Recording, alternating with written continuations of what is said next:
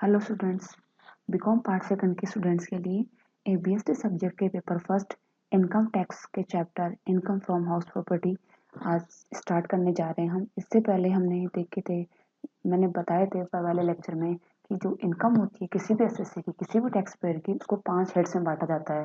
सबसे पहला हेड होता है इनकम फ्रॉम सैलरी, सेकंड होता है income from house property, third होता है income from business and profession, fourth है income from capital gain and last आता है इनकम फ्रॉम अदर सोर्सेज।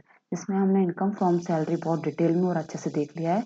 इससे नेक्स्ट हम आज स्टार्ट करते हैं इनकम फ्रॉम हाउस प्रॉपर्टी। तो इनकम फ्रॉम हाउस प्रॉपर्टी का मतलब है मकान संपत्ति से आय।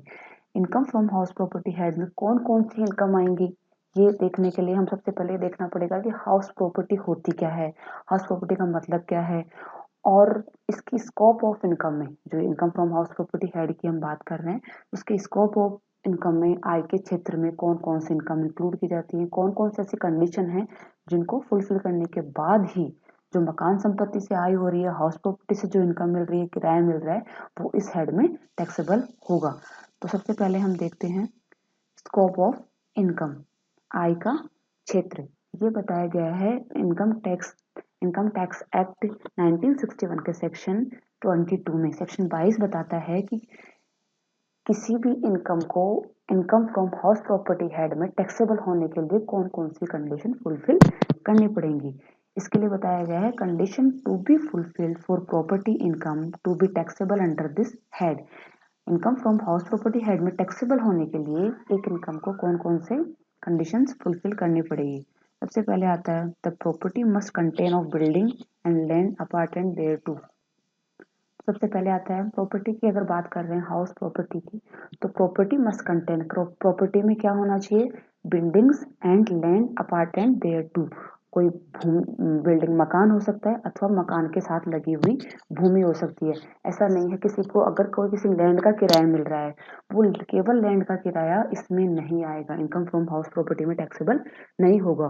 तो मकान संपत्ति में तो वैसे तो हाउस प्रॉपर्टी में सभी प्रकार तरह की बिल्डिंग्स आती हैं, जैसे रहने के लिए कोई मकान हो सकता है, बंगला हो सकता है, फ्लैट हो सकते हैं, कोई शॉप हो सकती है, कोई गोदाम अपने बना के बेच रखा है वो हो सकता है, कोई फैक्ट्री भवन हो सकता है।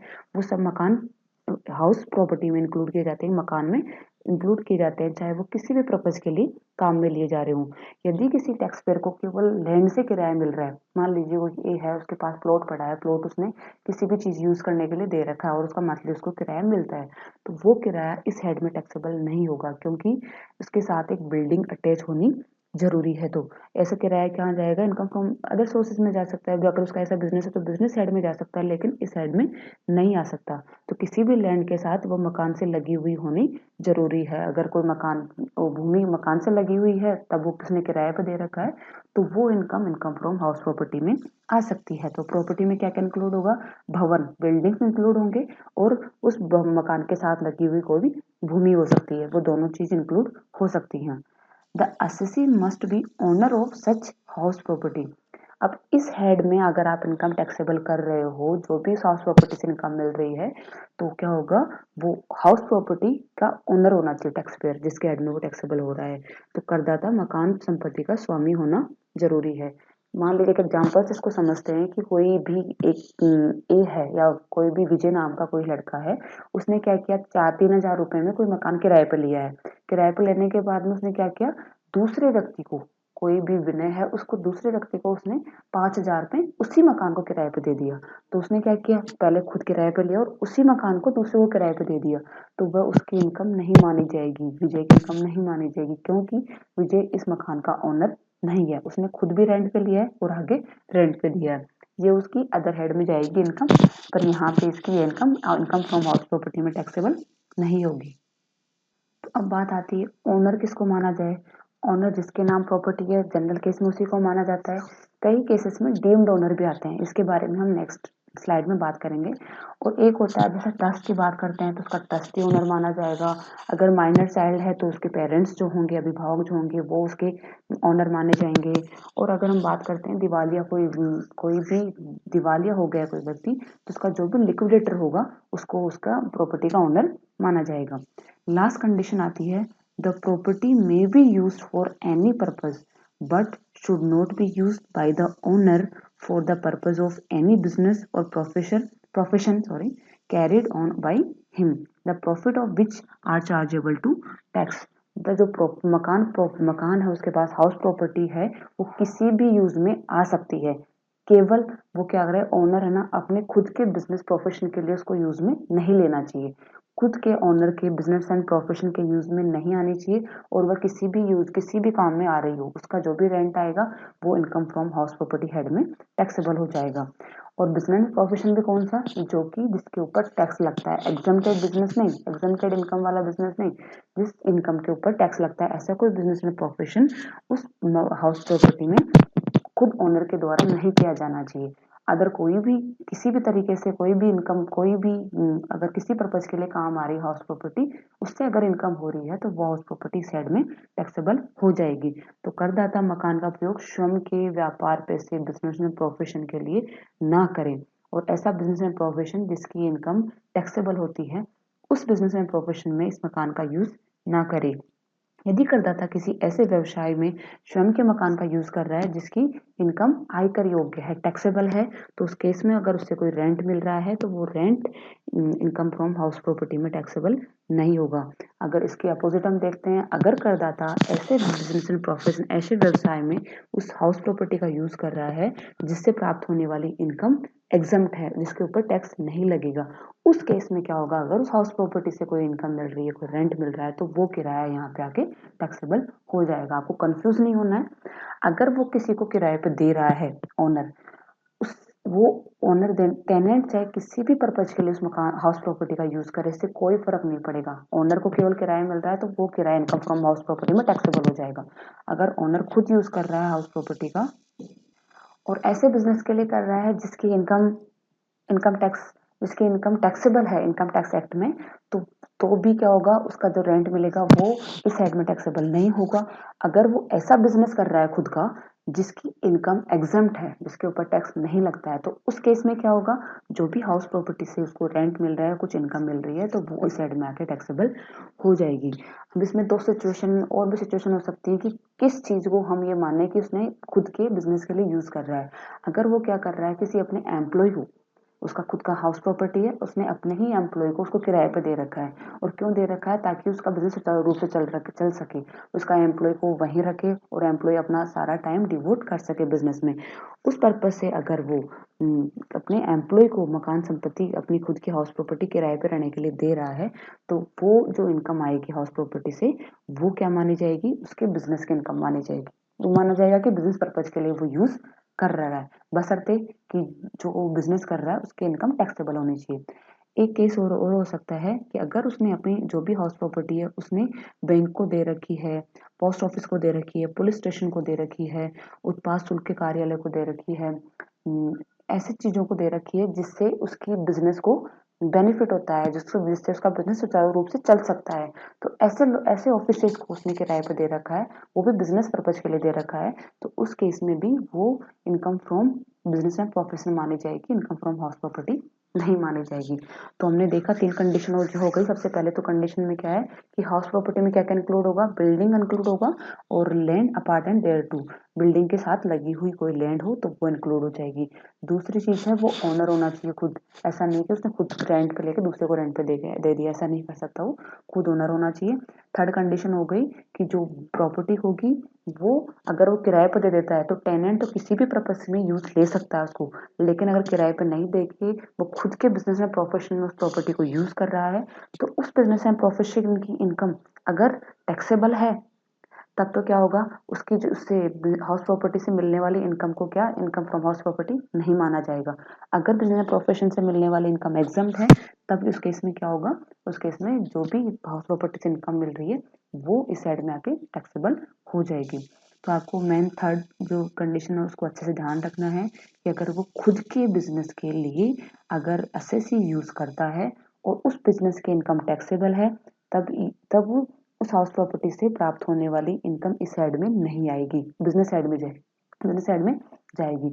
और अगर वह खुद के बिजनेस के लिए यूज कर रहा है और उससे बिजनेस से प्राप्त होने वाली इनकम एग्जम्प्ट है, तब उस हाउस प्रॉपर्टी से प्राप्त होने वाली इनकम इस साइड में टैक्सेबल हो जाएगी। तो अब इसको इस तरीके से समझ सकते हैं कि अगर एग्जम्प्ट है बिजनेस प्रोफेशन से प्राप्त होने वाली इनकम, तो उसको बिजनेस हेड में जाना ही नहीं है। बिजनेस हेड में कोई इनकम उसके टैक्सेबल होगी ही नहीं, तो फिर उससे प्राप्त होने वाली income income from house property में आ जाएगी। और अगर बिजनेस प्रोफेशन की इनकम टैक्सेबल है तो उसको सारी इनकम ही कहाँ लेके जानी है, बिजनेस हेड में ही लेके जानी है। तो हमने देखा कि income from house property which is used which is not used for business and profession is taxable to owner. अगर हाउस प्रॉपर्टी से कोई इनकम हो रही है जो उसके खुद के बिजनेस प्रोफेशन में यूज नहीं आ रही है, वो किसको टैक्सेबल हो जाएगी, ओनर को। अब हाउस प्रॉपर्टी हमने देखी कि हाउस प्रॉपर्टी में क्या क्या इंक्लूड होता है, बिल्डिंग और land apartment thereto. Building मकान आ गया और मकान से लगी हुई भूमि हो सकती है। अदर एसेट से कोई अगर कोई भी इनकम होती है वो यहाँ पे टैक्स इंक्लूड नहीं होगी, इस साइड में टैक्सेबल नहीं होगी, वो जाएगी इनकम फ्रॉम अदर सोर्सेज में। अब बात आई है not use for business profession, ये हमने देख लिया। If use for business profession के लिए यूज हो रही है देन नॉट कवर्ड हियर, वो इनकम फ्रॉम हाउस प्रॉपर्टी में इनकम टैक्सेबल नहीं होगी, वो भी कहाँ जाएगी, पीजीबीपी में, income from business and profession head में चली जाएगी। लास्ट आता है ओनर। ओनर क्या मतलब क्या होगा, लीगल ओनर हो सकता है और डीम्ड ओनर हो सकता है। डीम्ड ओनर की बात हम नेक्स्ट स्लाइड में करते हैं। तो income from house property head में कौन कौन सी इनकम टैक्सेबल होगी, इसके बारे में हमने देख लिया है कि जो हाउस प्रॉपर्टी से इनकम मिल रही है और ओनर को मिल रही है और उसके बिजनेस एंड प्रोफेशन में हाउस प्रॉपर्टी यूज नहीं आ रही है, तो वो इनकम कहाँ टैक्सेबल हो जाएगी, इनकम फ्रॉम हाउस प्रॉपर्टी में। अब नेक्स्ट बात करते हैं हम deemed ownership and deemed income. ये बताता है section 27 of the income tax act 1961। तो मकान का माना गया स्वामित्व, डीम्ड ओनरशिप का क्या हो गया, माना गया स्वामित्व, एवं डीम्ड इनकम मानी गई आय। It is the legal owner of a house property who is chargeable to tax in respect of property income। ये जो लीगल ओनर होता है वो क्या करता है, वो ही क्या होता है, जो भी हाउस प्रॉपर्टी से इनकम मिल रही है उसके लिए लाइव टैक्सेबल होता है, उसी के ऊपर टैक्स लगाया जाता है। लेकिन कुछ सिचुएशन ऐसी होती हैं जिसमें ओनर खुद वो लीगल ओनर तो नहीं होता, लेकिन उसको डीम्ड ओनर मान लिया जाता है। डीम्ड ओनर मानने के बाद क्या होगा, उस प्रॉपर्टी से जो भी इनकम मिलेगी उसको वो डीम्ड ओनर के हैंड में ही टैक्सेबल होगी, उसके हैंड में नहीं होगी जो उसका वास्तव में ओनर है। तो वैसे तो जनरल केस में तो क्या होता है, किसी भी हाउस प्रॉपर्टी का जो लीगल ओनर है उसी की हेड में उस हाउस प्रॉपर्टी से मिलने वाली इनकम टैक्सेबल होती है। लेकिन कुछ केसेस, कुछ परिस्थितियां जो हम आगे बात करेंगे, उन परिस्थितियों में क्या होगा, एक प्रॉपर्टी का किसी को डीम्ड ओनर माना जाएगा, एसएससी को डीम्ड ओनर मान लिया गया, उसका स्वामित्व मान लिया गया उसके ऊपर। तो डीम्ड ओनर मानने के बाद में उस हाउस प्रॉपर्टी से जो भी इनकम मिलेगी वो उस डीम्ड ओनर के हैंड में ही टैक्सेबल होगी। ऐसी कौन कौन सिचुएशन हो सकती है, सबसे पहले आता है an individual who transfer house property otherwise than for adequate consideration to his or her spouse. अगर कोई इंडिविजुअल, कोई व्यक्ति है, वो अपनी हाउस प्रॉपर्टी बिना एडिक्वेट कंसिडरेशन के, बिना पर्याप्त प्रतिफल के अपने स्पाउस को, अपने जीवन साथी को अगर वो ट्रांसफर करता है, तो उस केस में क्या होगा, जिसने ट्रांसफर किया है बिना पर्याप्त प्रतिफल का ट्रांसफर किया है इसने, तो अगर वो बिना पर्याप्त प्रतिफल के जिसने ट्रांसफर किया है वो ही उसका डीम्ड ओनर माना जाएगा और उससे प्राप्त होने वाली इनकम उस डीम्ड ओनर के हैंड में ही टैक्सेबल हो जाएगी। Not being a transfer in connection with an agreement to live apart. वो जो हाउस प्रॉपर्टी ट्रांसफर हो रही है बिना पर्याप्त प्रतिफल के, वो ट्रांसफर उनके अलग होने के कनेक्शन में नहीं होनी चाहिए। और टू हिज माइनर चाइल्ड को अगर वो ट्रांसफर करता है, not being A married daughter, वो मैरिड डॉटर नहीं होनी चाहिए, is deemed owner of the house property. अगर कोई इंडिविजुअल, कोई व्यक्ति है, वह अपने स्पाउस को और अपने माइनर चाइल्ड को अगर बिना एडिक्वेट कंसिडरेशन के कोई प्रॉपर्टी ट्रांसफर करता है, तो जो ट्रांसफर करने वाला है वो व्यक्ति ही क्या होगा, उस प्रॉपर्टी का डीम्ड ओनर माना जाएगा और उस प्रॉपर्टी से मिलने वाली इनकम के उसके हैंड में टैक्सेबल होगी। लेकिन स्पाउस के केस में एक ऐसा बताया गया है कि वह अलग होने के समझौते के अंतर्गत ट्रांसफर नहीं होनी चाहिए। वो केस अलग हो जाता है जिसमें उनका आपस में डिवोर्स हो रहा है, वो अलग हो रहे हैं, उसके कोई एग्रीमेंट में वो हाउस प्रॉपर्टी उसके जीवन निर्वाह के लिए दी जा रही है, वो केस अलग हो जाता है। उस केस के अलावा परिस्थितियों में अगर कोई व्यक्ति, अगर कोई इंडिविजुअल अपने स्पाउस को बिना पर्याप्त प्रतिफल के कोई हाउस प्रॉपर्टी ट्रांसफर करता है या फिर अपने माइनर चाइल्ड को ट्रांसफर करता है, जिसमें मैरिड डॉटर नहीं आएगी, अगर वो अपनी मैरिड डॉटर को कर रहा है तो मैरिड डॉटर उसकी ऑनर मानी जाएगी। मैरिड डॉटर के अलावा दूसरे किसी माइनर चाइल्ड को ट्रांसफर कर रहा है, तो उस केस में वो ट्रांसफर करने वाला व्यक्ति, इंडिविजुअल ही उसका डीम्ड ओनर माना जाएगा और उसके हैंड में ही उसकी इनकम टैक्सेबल होगी। नेक्स्ट आता है the holder of impartible estate is a deemed owner of all properties comprise in the estate. तो अविभाज्य संपत्ति, तो अविभाज्य संपत्ति अगर इसको ट्रांसफर कर रहा है तो ट्रांसफर जो कर रहा है वही उस अविभाज्य संपत्ति का डीम्ड ओनर माना जाएगा और उसके हैंड में ही वो डीम्ड इनकम टैक्सेबल होगी। तो अविभाज्य संपत्ति होती क्या है, इम्पार्टेबल एस्टेट होती क्या है, इसमें क्या होता है, एचयूएफ नाम पढ़ा होगा आपने, हिंदू अनडिवाइडेड फैमिली। एचयूएफ में क्या होता है, जब इसका विभाजन होता है, जब इसको डिवाइड किया जाता है एचयूएफ को, तो उसमें कुछ असेट्स ऐसी होती है जिनको बांटा नहीं जा सकता। तो उस केस में उस अविभाज्य उसको जो जिसको बांटा नहीं जा सकता उसी को ही बोलते हैं अविभाज्य संपत्ति। तो ऐसी संपत्ति जिस भी व्यक्ति को दी जाती है, जिस भी सदस्य परिवार सदस्य को दी जाएगी संपत्ति के रूप में, वही व्यक्ति क्या होगा, उसी का ओनर माना जाएगा और उसके हैंड में इनकम टैक्सेबल होगी। तो इम्पार्टेबल एस्टेट जिसको दी जाएगी, जिसके हिस्से में आएगी, जिस सदस्य को दी जाएगी उसकी ही मानी जाएगी, वही उसका ओनर माना जाएगा। House allotted by society, housing board और डेवलपमेंट अथॉरिटी, सहकारी समिति, आवासन मंडल अथवा विकास प्राधिकरण द्वारा आवंटित मकान। अगर किसी भवन निर्माण योजना के अंतर्गत उसको अगर किसी भी टैक्स पेयर को, किसी भी एसएससी को कोई हाउस अलॉट किया जाता है या पट्टे पर दिया जाता है, तो वो जिसको दिया जा रहा है वो ही उस मकान का मालिक माना जाएगा, डीम्ड ओनर माना जाएगा। मान लीजिए सोसाइटी हाउसिंग बोर्ड और डेवलपमेंट अथॉरिटी, कोई ए है, ए इंडिविजुअल है, उसको कोई हाउस भवन निर्माण योजना में उसने कुछ फॉर्म वॉर्म भरा होगा, उसको अलॉट हो गया वो हाउस या उसको पट्टे पे दे दिया, तो ए जिसको अलॉट हुआ है उसी को ही डीम्ड ओनर माना जाएगा उस प्रॉपर्टी का। नेक्स्ट आता है if house is not registered, यदि मकान का पंजीकरण नहीं हुआ हो। कई बार क्या होता है कि क्रेता जो परचेजर होता है, जो परचेज कर रहा है, वो आंशिक या पूर्ण भुगतान करके मकान का क्रय तो कर लेता है, मकान परचेज तो कर लेता है, लेकिन उसका रजिस्ट्रेशन नहीं करवाता है और रजिस्ट्रेशन करवाना उसका जरूरी भी नहीं है और वो नहीं करवाता ताकि उसका रजिस्ट्रेशन चार्जेस वगैरह उसके बच जाते हैं। तो उस केस में क्या हो, अब मकान तो उसके नाम रजिस्टर लेकिन हस्तांतरित तो हो चुका है, एग्रीमेंट उनका बन चुका है कि ए ने मकान बेचा और बी ने खरीदा है। अब बी ने क्या करा, पंजीकरण नहीं कर, रजिस्ट्रेशन नहीं करवाया और सारी फॉर्मेलिटीज पूरी कर ली ताकि रजिस्ट्रेशन के चार्जेस बच सके।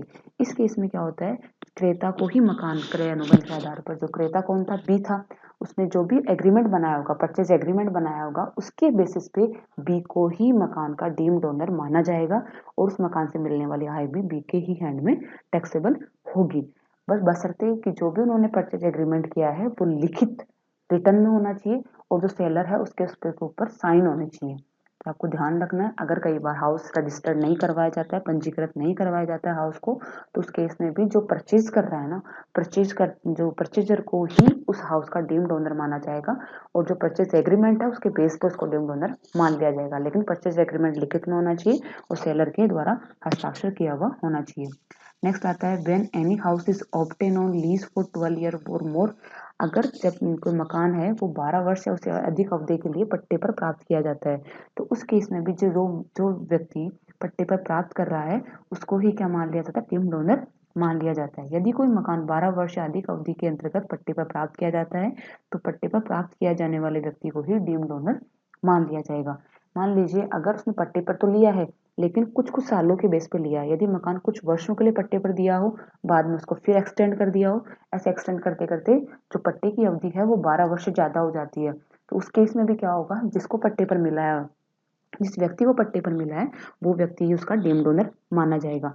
लेकिन यदि किसी ने मंथ के बेस पे कुछ मंथ के लिए ही लीज पे लिया है, पट्टे पे लिया है उसने, फिर उसकी अवधि को क्या मंथ्स में बढ़ाया जा रहा है, बार बार हर बार जो लीज की पीरियड है वो मंथ्स में ही बढ़ रहा है, उस केस में अगर 12 साल भी पूरे हो जाते हैं तो भी पट्टे पर प्राप्त करने वाला व्यक्ति डीम्ड ओनर नहीं माना जाएगा, क्योंकि हर बार शॉर्ट टर्म लीज हो रही है, वहां पे लॉन्ग टर्म नहीं हो रही है। अगर ईयर के बेस पे दिया जा रहा है फिर एक्सटेंड हो रहा है तो 12 वर्ष को मान लिया जाएगा, लेकिन अगर मंथ्स के बेस पे दिया जा रहा है और कुमुलेटिव 12 वर्ष हो रहे हैं तो भी उसको डीम्ड ओनर नहीं माना जाएगा। तो हमें बस ये ध्यान रखना है, अगर किसी को हाउस प्रॉपर्टी लीज पे ली है और लीज का पीरियड 12 ईयर्स और मोर है तो जो लीज पे ले रहा है उसको ही उसका डीम्ड ओनर माना जाएगा। House constructed on a land obtained on A lease और रेंट, अगर कोई पट्टे व किराए पर लेकर कोई भूमि लेकर उसके ऊपर मकान बनाता है तो जो मकान बनाने वाला व्यक्ति होगा उसी को उसका डीम्ड ओनर माना जाएगा। ऐसे मकान का स्वामी उस व्यक्ति को ही माना जाएगा जो भूमि पट्टे पर लेकर मकान बनवा रहा है। नेक्स्ट आता है house mortgage against any loan. इसमें तो कोई कंफ्यूजन की बात ही नहीं है। अगर कोई ओनर, मकान का ओनर अपने ही घर को मोर्गेज पे दे रहा है, मोर्गेज पे लोन ले रहा है, उसको गिरवी रख दिया मकान को और उसके ऊपर ऋण ले रहा है, तो जो मकान को गिरवी रख रहा है वही ओनर होगा और उसी को ही डीम्ड ओनर माना जाएगा। इस केस में बैंक को डीम्ड ओनर नहीं माना जाएगा। तो जो मकान को गिरवी रखने वाला, गिरवी रखा है, जिसने अपना मकान गिरवी रखा है, वही व्यक्ति मकान का स्वामी माना जाएगा, ओनर माना जाएगा। नेक्स्ट लास्ट आता है डिस्प्यूटेड हाउस। अब कई बार क्या होता है, विवादाग्रस्त मकान होते हैं कि विवाद चल रहा है कि ये मकान किसके हिस्से में आएगा। वो कोई कह रहा है कि मकान मेरा है, वो कह रहा है मेरा मकान मेरा है। तो उस केस में क्या हो, उस केस में जिसको भी उस हाउस प्रॉपर्टी से इनकम मिल रही है, जिसके हैंड में भी इनकम आ रही है, रिसीव कर रहा है, जो रिसीव करने वाला व्यक्ति ही उस प्रॉपर्टी का डीम्ड ओनर मान लिया जाएगा।